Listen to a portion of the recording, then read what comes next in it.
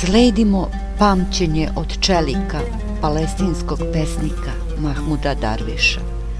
Ovo je Sumud Srbija, a vama govori Gojkovica.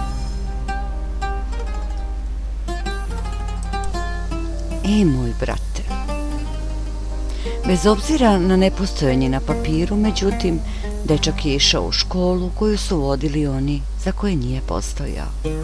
Piše u biografiji Mahmuda Darviša povodom činjenice da su oni, njegova porodica, u rodnoj Palestini od strane izraelskih okupatora evidentirani kao prisutni, odsutni.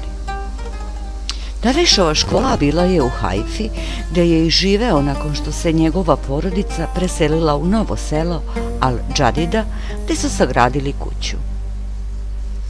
Rano je počeo da piše stihove i nastavnici su ga podsticali i ohrabrivali.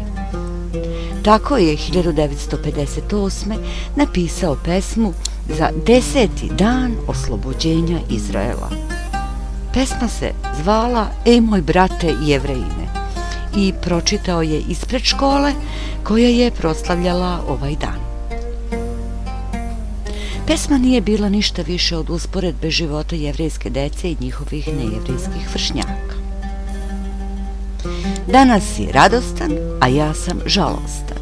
Slaviš dok ronim suze gorke svoje, ne može biti tvoje slavlje moje, dok kao ti se ne osetim u sebi, dok meni se ne da isto što i tebi.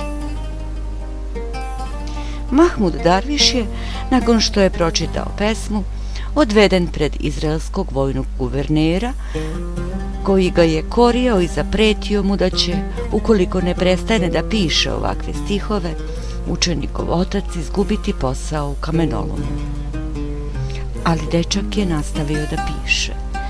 Prvu zbirku, Ptice bez krila, objavio je 1960. Hajfa je drevna palestinska luka i grad okupiran 23. aprila 1948. pod naletom Haganske karmelske brigade. Od 30. decembra 1947. preko 29. februara 1948. i 22. marta 1948. palestinski živalj postradao je zbog više paljevina i napada.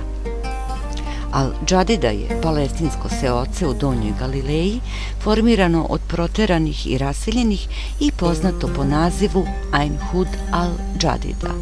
Al-Džadida znači novo selo. A kako su pretnja i kamenolom postali simbol jednog naroda? Pretnja upravnika škole da će učenikov otac izgubiti posao u kamenolomu ako učenik nastavi da piše stihove kakve je pročitao na proslavi 10-godišnjice tvorevine koja je okupirala njegovu rodnu zemlju, postao je i simbol.